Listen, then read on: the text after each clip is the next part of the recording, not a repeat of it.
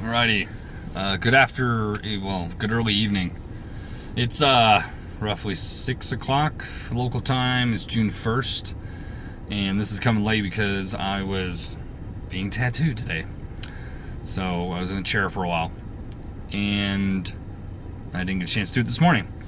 I'm a little kind of out of it. I was out late last night, kind of enjoying myself and more or less celebrating this before it actually happened. But on this Saturday, June 1st, 2019, Raving fan. So we got through page 51, I believe, yesterday, and I think I'm on page 86. So the last 50 pages we'll do tomorrow. But this one was about, they get to the section where they're at the power plant. And the guy's saying you have to have a vision and you have to listen to your customers, know what the customer wants. So this regarding business is, what it states in there is everyone's kind of fine. If we go to a bad restaurant or we go and have a bad experience, we always say we're fine, which clearly something is wrong, but we don't make enough fuss to change it.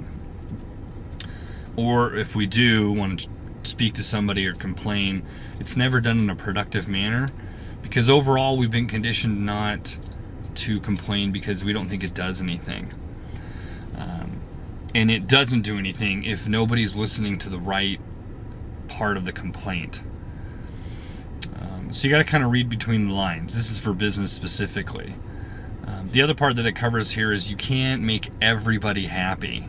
There's things that you can't do in your business in order to do other things you can do superb in your business. So you have to find what's important and maximize what you're best at so you can overall have the best possible business. This is kind of with everybody. So within yourself, if you have a good quality, you don't need to be great at everything. You can be good at whatever. Listening, you can be good at speaking, you can be good at breaking down problems, you can be good at whatever it is. You don't need to be good at everything. In the personal life also, what happens is instead of trying to be good at everything, you try to make everyone happy, which is really I'm trying to be good at everything. Everyone needs to be happy. Well, that's not the case. You need to focus on yourself and then whoever you're directly working with in order to be happy. If there's collateral damage, if there's people complaining, if people get offended, as long as you're not doing gross neglect, as long as you're not making it I don't really have the words for it. As long as you're not being deliberate with who you're offending, then you're on the right path. If people are trying to tear you down because you're doing something productive or good or progressive moving forward, and you have a large audience behind you and you have a large audience that helps you and that wants to see this happen, we usually say about 10%. It should be about 3 to 5%, but roughly 10% of people just won't want you to succeed. And what's crazy is we always let that small portion stop our huge progress. So in business, we want to concentrate on this small portion, he says 8%, that is fallout or bad seeds or not good in the workplace, and we concentrate on that so much that we neglect the rest of not only who our employees are in our workforce, but also what impacts the customer half of that.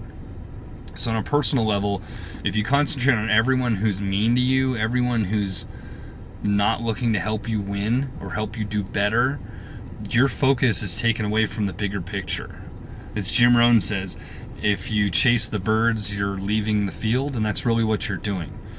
You're leaving the field of opportunity to chase what over the long haul is just a natural attrition. It's going to happen. It's inevitable. And that's part of the process. But you got to look at the large production and mitigate the small negative impact. There's no way to get 100% on there. It's just not going to happen.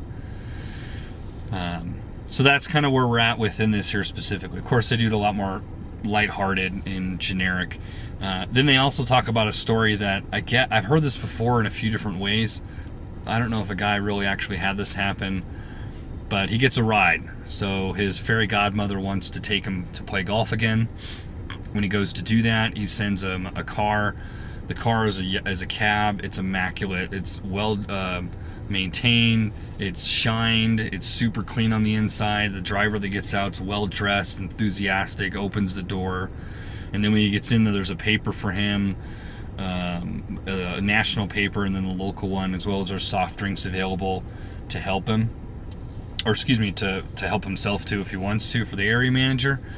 So the area manager is like, what made you, do all this in your cab? And he said, most of us are ducks. All we do is quack or complain. We need to be an eagle and soar. And that's all I was. I complained, and wanted things to be different.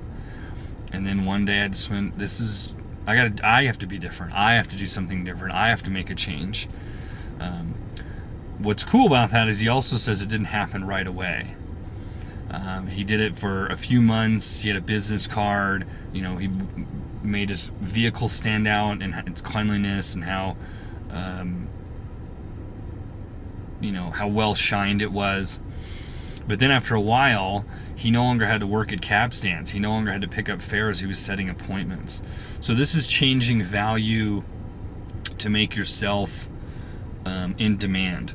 And that's what we all want. We all want to be in demand. If you're in demand, then you get to leverage the decisions. If you're not in demand, then you're under the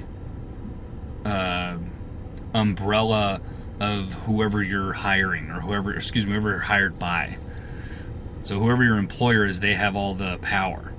But if you're really good at your job, if you're really good at your craft, if you're really good at your industry, and you are in demand, they call it headhunting now. If people are coming after you, you get to make your demands. You get to leverage your quality versus their need. And that's what we all strive to be. But you got to be different. You got to be unique. You have to be, you can't be a complainer. You have to figure out what everyone else is doing and then do one thing a little more that makes you stand out. It doesn't mean anything crazy either. So these are things, like here's a good example. Most of us don't go to Starbucks for the coffee. I can make better coffee at home. But we do go there because it's supposed to be that when you go there in any Starbucks, you get the same kind of service. You're greeted well. They're very friendly. They ask about, who you are and your day. And they get your drink quickly and efficiently and correct and get you on your way. If you're a regular at one, they know your name. They oftentimes know your drink. They can have it prepared as you come up or before you're completed with your order. These are all things that help Starbucks be Starbucks, or any other successful chain like that. Starbucks I like to use, number one, because I work there, but their training program is supposed to be that way. And that's if there was another local chain that gave the supreme customer service that I'm accustomed to in a Starbucks, I'd probably go there. But oftentimes we settle, again, for whatever. We settle for being fine until somebody stands out. Then when somebody stands out, you're like, whoa, I'm going to go here. And that's what we like. First time I went to Zinc. Zinc's a local restaurant here. It's fine dining. This is a quick story. I went there, me and girl I was seeing at the time, woman I was seeing at the time, and the waiter was supreme. I mean, I dropped a fork. I could swear to God he replaced it before it even hit the ground. He gave us wine pairings with the food. He knew what dessert might work best after the meal that we had. He was interactive and personable. And then I got to do something I've never done before. I tipped the guy $100. I'd never done that before because I'd never seen the value in doing it. But that being said, I'll close on that story. I got like 10 seconds here, but like, share, subscribe. You'll see me tomorrow with the rest of the book. It'll probably be before noon, I hope. And I look forward to the next book. Have yourself a good Saturday.